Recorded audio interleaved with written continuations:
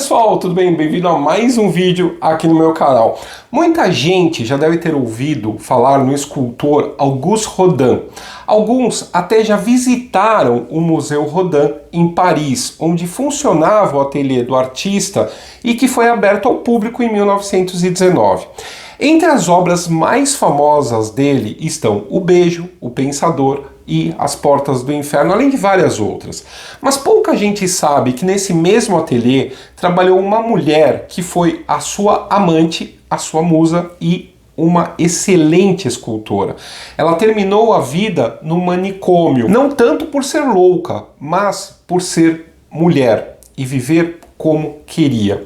Seu nome era Camille Claudel e é a história dela que eu vou contar hoje para vocês. Camille Anthanaïs Cécile Cerveau Prosper Claudel nasceu em uma pequena aldeia no norte da França, chamada Fer-en-Tardenois, em 8 de dezembro de 1864. Seus pais tinham perdido um outro filho ainda bebê, pouco tempo antes. Assim, ela se tornaria a mais velha dos 3 filhos do casal Louis Claudel e Louise Atanaïs. Tanto ela quanto seus outros irmãos acabaram se tornando artistas. Camille virou escultora, Louise tocava piano e Paul se tornou um famoso poeta.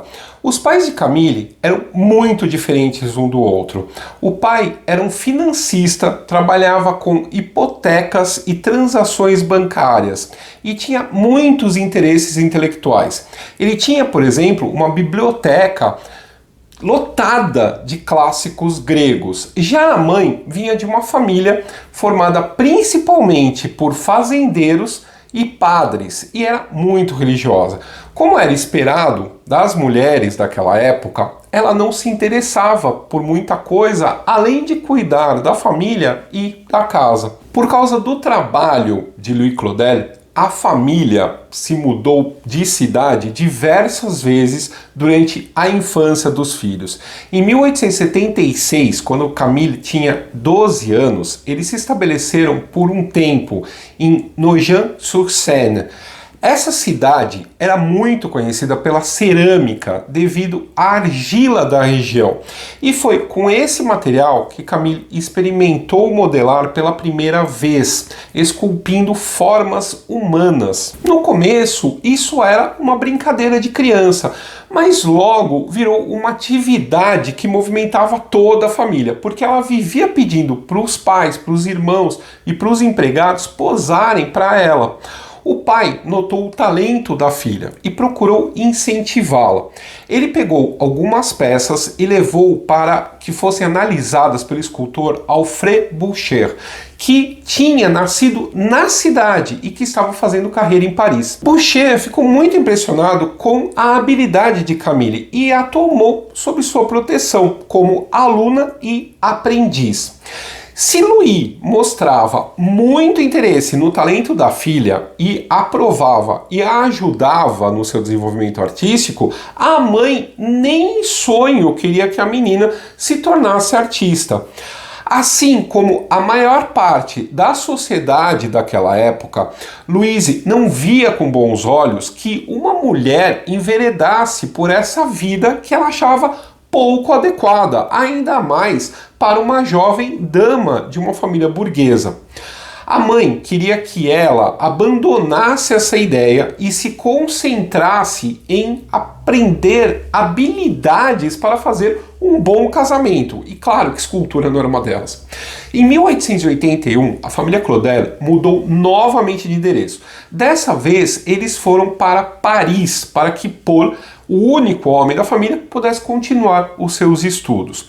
Por causa do trabalho, o pai ficou para trás, em outra cidade. Quando os Claudel se mudaram para Paris, a cidade vivia o auge da Belle Époque, como eu contei nesse outro episódio sobre esse período da história. Paris era o grande centro artístico e cultural da Europa. O impressionismo estava no auge e os artistas se reuniam nos cafés-concertos para discutirem suas ideias estéticas e apresentar as suas novas criações.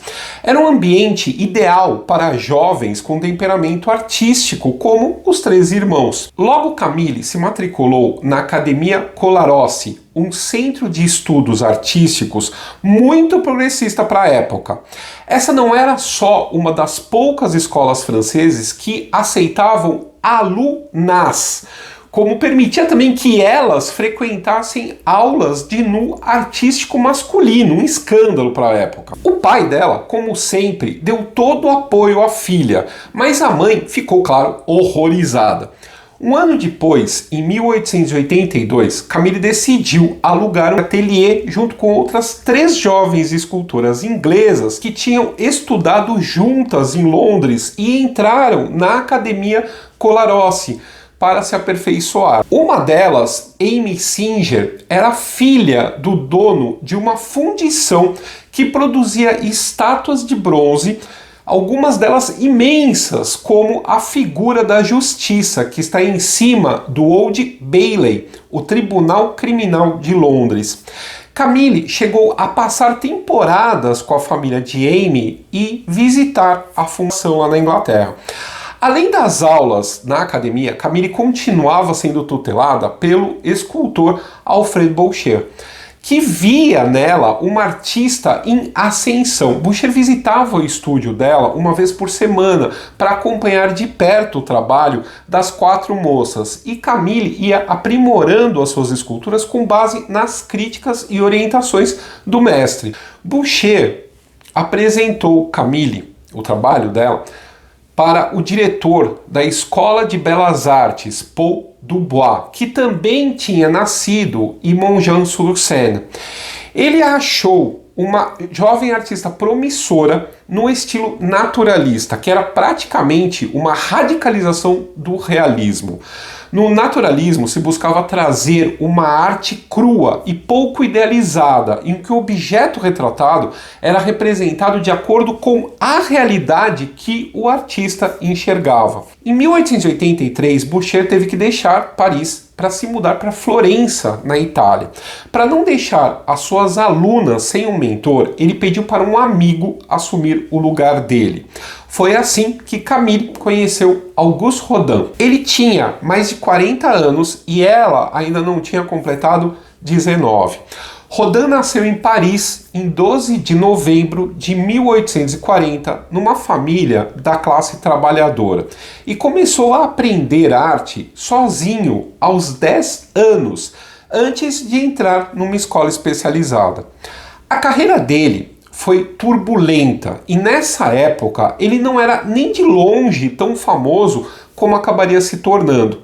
A maior parte do seu sustento vinha de colaborações com outros escultores para fazer encomendas públicas, e ele chegou a trabalhar desenhando vasos de porcelana para a fábrica de Sèvres. Devido às suas experimentações conceituais e estilísticas, Rodin era odiado pelos críticos franceses, mas era amado pelos artistas impressionistas, que o levaram para o ambiente das belas artes e o apresentaram a políticos que podiam ajudá-lo com a sua carreira. Esses contatos o fizeram conseguir sua primeira encomenda para uma obra de grande porte. Em 1880, ele foi contratado para criar um portal para um museu de artes decorativas que estava sendo planejado.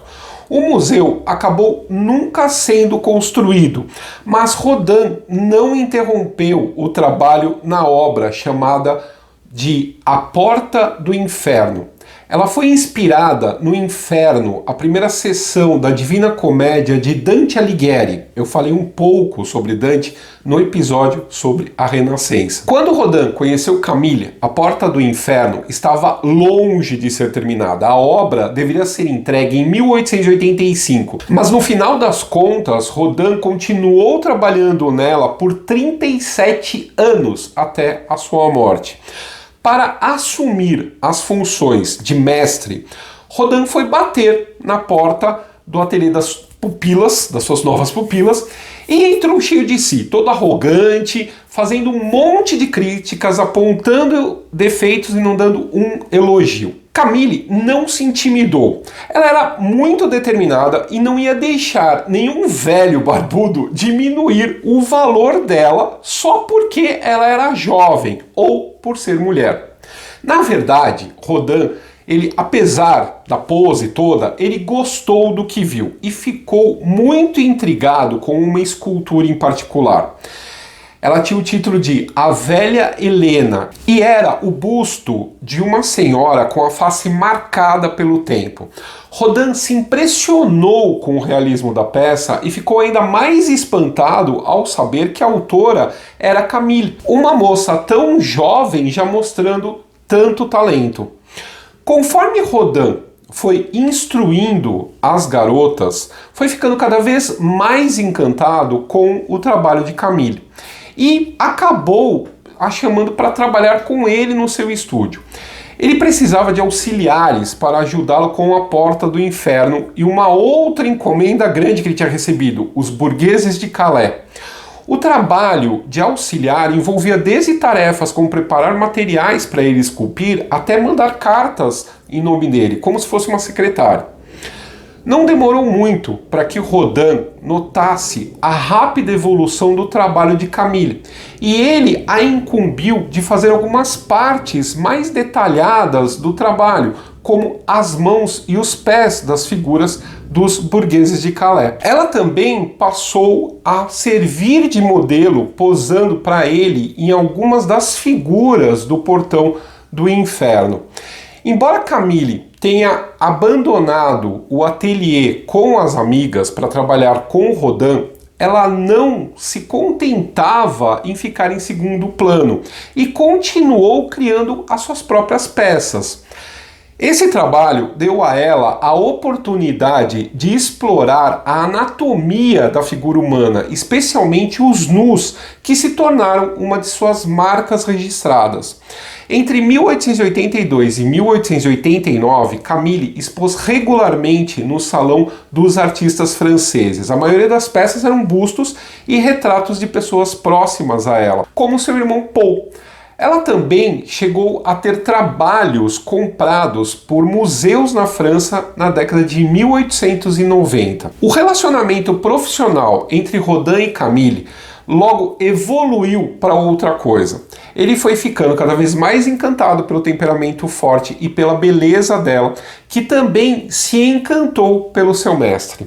Em algum momento, não muito depois de começarem a trabalhar juntos, os dois se tornaram amantes. Havia dois grandes obstáculos para o relacionamento entre eles.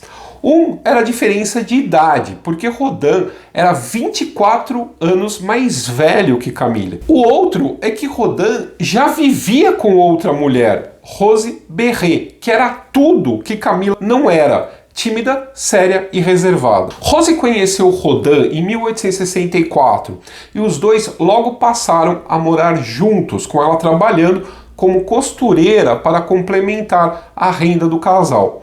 Mas eles não se casaram até algumas semanas antes da morte dela em 1917. E ele também nunca reconheceu oficialmente o filho que teve com ela, Auguste Eugène. Rose não só posava para Rodin de vez em quando, como ajudava na organização do estúdio dele. Ela deve ter pensado que aquele era mais um romance de uma série de casos passageiros que o marido teve. Mas Rodin e Camille se apaixonaram profundamente. Eles compartilhavam modelos e estúdios e influenciaram muito um ao outro, tanto pessoalmente quanto artisticamente. Camille tornou-se confidente e musa de Rodin, que criou diversos retratos dela durante o período em que eles mantiveram o relacionamento e a usou como modelo em várias outras obras. Os trabalhos dele nesse período demonstram a intensidade da paixão que ele sentia por ela e muitas vezes são carregados de erotismo, como em A Eterna Primavera, de 1884. Embora Camille fosse mais reservada em exibir os seus sentimentos nas obras que ela fazia, o inverso também aconteceu. Rodin foi também muso dela e posou para Camille em diversas ocasiões. Uma das peças mais conhecidas é o busto de Rodin, que ela apresentou em 1892 no Salão Nacional de Belas Artes e que foi aclamado pela crítica. Muitas das obras de Camille, nessa época, mostram a influência de Rodin na maneira de expressar as emoções dos personagens esculpidos, como no Torso da Mulher Agachada, de 1895, em que a artista demonstra grande habilidade na expressão do corpo humano, mesmo não sendo um corpo completo. Por outro lado, Rodin também foi influenciado pela maneira como Camille esculpia. Um exemplo é a obra Galateia, uma figura feminina sentada em mármore de 1887. Ela tem a mesma expressão corporal de uma das obras de Camille, Jovem com uma Coroa de Flores, realizada em 1885. A própria escultora reaproveitou a pose em outras esculturas, mas ela acabou ressentida da cópia feita pelo mestre, porque quem acabou sendo acusada de plágio foi ela, sendo que a obra dela inicial era anterior à dele. Como dá para notar, nem tudo era um mar de rosas nesse romance. Para complicar ainda mais as coisas, embora Rodin estivesse apaixonado por Camille, ele não abandonava a Rose, como também continuava dormindo com outras mulheres. Camille não disfarçava os ciúmes e, por causa disso, na tentativa de manter uma certa distância entre eles, ela foi passar uma temporada com as suas amigas e o irmão Paul na Inglaterra em 1886. Rodin ficou desesperado de saudades e escrevia cartas cheias de amor, dizendo que sua alma pertencia a ela e que não tinha mais nenhuma outra amiga, o que, é claro, não era bem verdade. Camille voltou em setembro para a França e ele ficou tão feliz que aceitou assinar um contrato com ela em 12 de outubro. Nesse documento, ele prometeu que seria fiel a ela, que ela seria a sua única aluna e que ele a protegeria dentro do círculo artístico. Óbvio que nem precisa dizer que a parte da fidelidade nunca foi cumprida. E quanto ao resto, ele faria de qualquer forma, com contrato ou sem contrato, porque ele a considerava já uma grande artista. Logo depois, Camille começou a trabalhar em uma de suas primeiras obras de grande porte, Sakuntala, que retrata um rapaz de joelhos abraçando uma mulher que se inclina para ele. A inspiração veio de uma peça de teatro indiana do século V, que deu nome à escultura. Camille primeiro fez uma versão em argila e depois um molde de gesso de 1,90 m de altura, que foi um enorme sucesso no Salão de Belas Artes de 1888. Mais tarde, ela fez uma versão em mármore e também várias peças menores em bronze, o que era comum na época.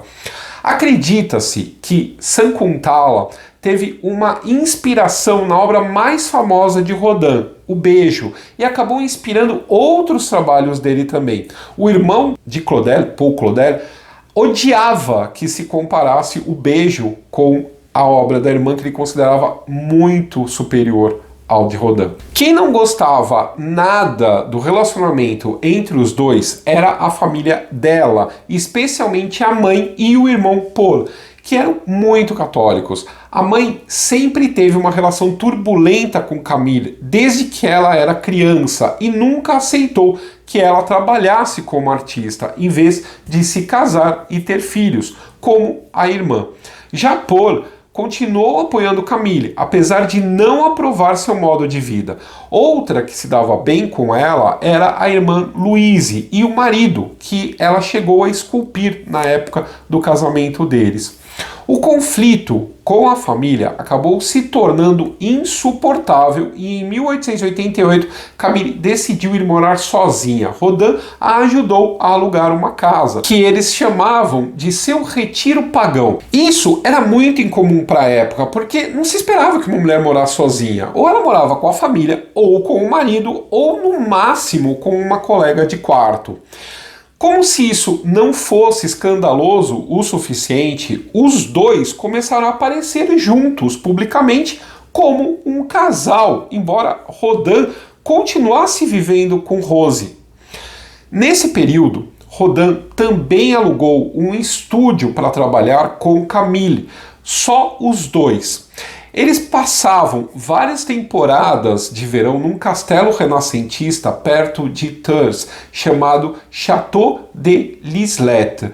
Apesar dessas escapadas românticas, Camille começou a se sentir sozinha, sempre esperando por Rodin e dependendo dele. Ela sonhava em casar com ele, mas ele se recusava terminantemente a abandonar a companheira de 20 anos. Só que Camille estava começando a encontrar suas próprias influências fora do ateliê de Rodin. Em 1889, Paris estava agitada com a Exposição Universal. Camille resolveu visitá-la com um amigo, o compositor Claude Debussy, e ficou fascinada com as culturas do Extremo Oriente, especialmente as artes gráficas japonesas, que influenciaram os impressionistas e que viriam a influenciar o movimento Art Nouveau. A partir daí, o estilo dela começou a se afastar de seus mestres e se tornou menos naturalista, buscando expressar mais as emoções. As composições das esculturas foram se tornando mais ousadas, expressando cenas íntimas e cheias de sentimento entre um casal ou um grupo de pessoas. Um exemplo é a Valsa, terminada em 1890, que representa um casal de dançarinos. Esse trabalho já se afasta do impressionismo e se aproxima do Art Nouveau. A versão original mostrava os dois personagens completamente nus, o que causou escândalo na Academia de Belas Artes. A peça foi recusada. Então ela acrescentou um tecido que envolve a mulher da cintura para baixo, no qual ela vai se dissolvendo. Aos poucos, Camille começou a se irritar com as comparações entre ela e Rodin. Mesmo sendo uma das pouquíssimas mulheres aceitas na sociedade de belas artes, ela sofria com a dificuldade dos críticos em aceitarem que ela era uma artista independente. Além disso, o relacionamento entre os dois estava cada vez mais difícil e ela foi se dando conta de que ele nunca seria só dela. A gota d'água veio em 1892, quando Camille ficou grávida e sofreu um aborto. Acredita-se que esse aborto foi provocado porque ela, mais tarde, chegou a insinuar numa carta que Rodin a tinha forçado a tirar o seu bebê. Bebê esse que pode não ter sido o primeiro. Lembra que eu falei que ele nunca reconheceu o filho que teve com a Rose Berré? Pois é, imagina o que ia ser na sociedade ele aparecer com outros filhos, agora com outras mulheres. Ia ser um escândalo, ainda mais moça da sociedade como Camille. Camille, nessa época, acabou decidindo encerrar de vez o relacionamento entre ela e Rodin. Ele não queria se separar dela de jeito nenhum e durante anos escreveu para ela cartas apaixonadíssimas pedindo para que ela reconsiderasse, mas Camille se manteve firme. Ela até saiu do tal do refúgio pagão e alugou um apartamento no seu próprio nome. Apesar disso, os dois continuaram trabalhando juntos e se vendo com frequência por mais 6 anos. Esse foi um período muito difícil para ela, porque a academia continuava tendo problemas em enxergar com seriedade uma mulher escultora e ela não conseguia financiamento para realizar as suas ideias. Uma parte disso ocorria por causa da sua ousadia estética e outra por causa dos temas que ela usava, tidos como sexuais, como aconteceu com a valsa. Isso já seria escandaloso vindo de um homem, mas era visto como inaceitável para uma artista mulher. Por conta disso, Camille continuou dependendo de Rodin, tanto em termos financeiros como artisticamente. Há evidências de que ele continuava falando a favor dela no mundo das artes, mas também se acredita que ele ficou enciumado da independência artística que ela estava tentando criar. Aos poucos, o estilo dela foi ficando mais vigoroso e se afastando do dele, que era mais suave. Isso pode ser visto, por exemplo, em Clotho, uma escultura de 1893 representando uma das moiras que tecem o destino dos homens na mitologia grega. Camille a representou com uma mulher nua, muito velha, emaranhada no cabelo comprido. Rodin parece ter sido fundamental para que ela conseguisse a sua primeira encomenda do governo em 1895. Camille trabalhou 4 anos em A Idade Madura, cujo modelo foi exibido pela primeira vez em 1899. Rodin ficou chocado quando viu a obra pela primeira vez. A escultura tem 3 personagens, uma jovem de joelhos tentando alcançar um homem arrebatado por uma mulher velha. A escultura representa a passagem da vida com a juventude tentando segurar o homem que se aproxima da velhice. Mas não é difícil fazer uma outra leitura desse grupo como Rodin fez. Era o triângulo amoroso em que eles se envolveram, com Camille tentando alcançar Rodin, que é levado embora por Rose. Depois disso, Rodin parou de apoiar Camille e rompeu relações publicamente com ela. Algumas pessoas acreditaram que ele até tentou fazer com que o governo cancelasse o financiamento da obra, que de fato só foi fundida em bronze muito mais tarde por iniciativa de particulares. Outras esculturas desapareceram misteriosamente dos museus onde elas estavam ou foram mandadas para lugares distantes e dispersadas. Quem apoiou Camille nesses tempos difíceis foram 2 pessoas que ela conheceu em 1896, o jornalista Mathias Morard e a condessa de Maigret. A condessa fez muitas encomendas, inclusive um busto que a retratava, e comprou a última escultura de grande porte de Camille, Perseu e a Górgona, de 1902. Já Morard a ajudou financeiramente, embora algumas vezes o dinheiro na verdade fosse mandado escondido por Rodin. Claude Debussy também permaneceu ao seu lado. Os dois eram amigos há muitos anos e compartilhavam vários interesses, por exemplo, na arte oriental. Alguns autores acreditam que ele era apaixonado por ela, mas não se sabe se os dois chegaram a ter um relacionamento. O que se sabe é que Debussy a admirava como artista e manteve uma cópia de A Valsa no seu estúdio até morrer. Embora as obras de Camille continuassem mostrando a sua evolução como artista, a carreira dela começou a ir ladeira abaixo.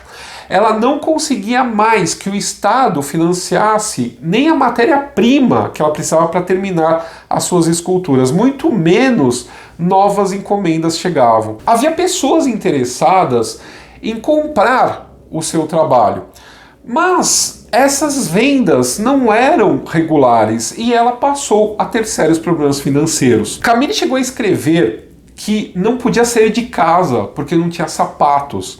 Ela passava a maior parte do tempo trancada no seu estúdio sozinha com os seus gatos e nem comia direito. A pessoa mais próxima dela era o irmão Paul, mas ele havia entrado para a diplomacia e estava trabalhando na China. O pai era o único da família que tentava ajudá-la, mas ele estava velho e doente e também estava longe. Toda essa situação acabou afetando a saúde mental de Camille. Por volta de 1905, quando ela estava com 40 anos, ela começou a demonstrar sinais de paranoia, acusando Rodin de tudo que dava errado na vida dela e chegando a dizer que ele queria matá-la. As crises foram fazendo com que os amigos mais próximos se afastassem. E no ano seguinte ela tinha piorado tanto que praticamente não saía mais de casa e começou a destruir todos os trabalhos que fazia, chegando a colocar fogo em modelos de cera e jogar moldes de gesso no Rio Sena. Por sorte, um amigo dela, que tinha uma galeria de arte, Eugênio Blot, mandou fundir em bronze muitas das obras dela e fazer algumas miniaturas. Outras ele mandou fazer em tamanhos grandes. Isso acabou garantindo que muito do trabalho de Camille Claudel sobrevivesse. A última exposição dela foi realizada na Galeria de Blot em 1908. Depois disso, a carreira de Camille acabou de fato. E ela ficou vivendo em seu estúdio, esquecida e abandonada até pela família. Quando o pai morreu em 3 de março de 1913, ela não foi nem informada e por isso não compareceu ao funeral. Com a morte de Louis Claudel, Camille perdeu a única pessoa da família que a amava e a apoiava incondicionalmente. Quem estava no funeral era Paul e a mãe deles, Louise, que provavelmente discutiram a situação de Camille. Eles resolveram ajudá-la, não a se reerguer, mas a sair do caminho. Afinal, para a mentalidade da época, não era normal uma mulher com as atitudes de Camille, trabalhando como artista, morando sozinha e se relacionando com um homem que não era o seu marido. E o que se fazia na época com pessoas que não eram consideradas normais, trancavam elas num manicômio. Em 7 de março, apenas 4 dias após a morte do pai dela, o irmão Paul e a mãe conseguiram que um médico assinasse uma declaração dizendo que Camille sofria de esquizofrenia e precisava ser internada. Ela foi levada para o manicômio de Ville-Évreux em 10 de março de 1913, aos 48 anos. No documento de admissão aparece que a internação foi voluntária, só que as únicas assinaturas são do médico e de Paul, não tem a assinatura dela. A ideia da internação teria sido da mãe dela, mas ela não poderia assinar o pedido porque era mulher. E nessa época era preciso haver um homem responsável por essas decisões. Se Paul tivesse dito não, Camille não teria sido internada, mas ele não disse não. Os médicos que avaliaram Camille chegaram à conclusão de que entre uma crise mental e outra, ela tinha plena capacidade de pensar claramente e não precisava ficar internada. Ela podia receber tratamento enquanto mantinha uma vida normal. Mas Paul e a mãe se recusaram a permitir que ela fosse liberada. Paul chegou a escrever a Camille dizendo que ela estava no asilo para se penitenciar dos seus pecados. Quando começou a Primeira Guerra Mundial, em 1914, Camille foi transferida para outro manicômio, em Mondeverge, no sul da França, para ficar longe da frente de batalha. Os médicos continuaram tentando convencer a família a deixá-la sair, porque ela foi melhorando, mas a mãe dela recusou até mesmo a tentativa de reintegrá-la dentro da família. Louise chegou a proibir que a filha recebesse cartas de outras pessoas que não o irmão. Camille viveu em Mondeverge pelo resto da vida, quase sem contato com o mundo de fora. Paul a visitou 7 vezes, a irmã Louise uma só e a mãe nunca. De vez em quando, um dos antigos amigos conseguia furar esse bloqueio e depois de visitá-la, o jornalista Mathias Monrad chegou à conclusão de que Paul era o culpado de querer se livrar da pessoa mais genial da família. Em 1943, em plena Segunda Guerra Mundial, Paul Claudel recebeu a notícia de que Camille estava muito doente. Ele arriscou a vida atravessando a França, ocupada pelos nazistas, para vê-la uma última vez, mas foi embora logo depois e não estava com Camille quando ela morreu em 19 de outubro de 1943, depois de 30 anos presa. Camille foi enterrada em um túmulo simples no cemitério local, sem a presença de ninguém da família. 10 anos mais tarde, teve exumação, os ossos foram transferidos para um túmulo coletivo do asilo. A família nunca se preocupou em mandar buscar o corpo dela, fazendo com que ela nunca tivesse direito a uma sepultura própria. Quem nunca esqueceu dela foi Rodin. Quando ela foi internada, ele já tinha 70 anos e estava doente, preparando o seu trabalho para ser doado para o governo francês, formando o que hoje é o Museu Rodin. Enquanto ele fazia isso, ele decidiu que o museu deveria ter uma sala dedicada às esculturas de Camille. Rodin morreu em 17 de novembro de 1917, mas o seu desejo só se realizou 35 anos depois, em 1952, quando Paul Claudel doou várias esculturas de Camille para o museu. Esse foi só o começo do reconhecimento de Camille como escultora de talento. Uma grande exposição das suas obras teve que esperar até 1984 e foi só em 2003, quando se completaram 70 anos de sua morte, que começou a discussão sobre criar um museu dedicado a ela. O Museu Camille Claudel foi aberto em 2017, na antiga casa dos Claudel, em Nogent-sur-Seine, depois que o Estado francês comprou da família mais de 70 peças da escultora, incluindo o busto de Rodin. Hoje, Camille Claudel é reconhecida como uma das maiores artistas da sua geração. As suas obras estão presentes em vários dos principais museus do mundo e são muito procuradas. Nas raras vezes que aparecem em leilões, chegam a alcançar valores mais altos do que as esculturas de Rodin. Ela não poderia ter uma vingança maior do que essa, né? Tem dois filmes franceses. Um é o Camille Claudel, com Isabelle Adjani e o Gérard Depardieu. É um filme bem da década de 80. E tem um mais recente que se chama Camille Claudel 1915, que aí já fala dela dentro do hospício, com a Juliette Binoche. São dois filmes muito interessantes para quem gostou aqui do tema, vale a pena assistir, tá legal? Bom, gente, não esqueçam do like, dislike, curtidas, comentários aí embaixo, por favor, para ajudar aqui o canal. E não se esqueça para ver se teu sininho está ativado. Se não está ativado, ativa ele. Clica para receber as notificações, para receber aqui os vídeos novos do canal. E para ajudar o canal, além de assistir esse vídeo até aqui, você pode contribuir entrando para o clube do canal, o link está aqui embaixo, ou então mandando um pix para nós, tá legal? Um abraço, até o próximo vídeo.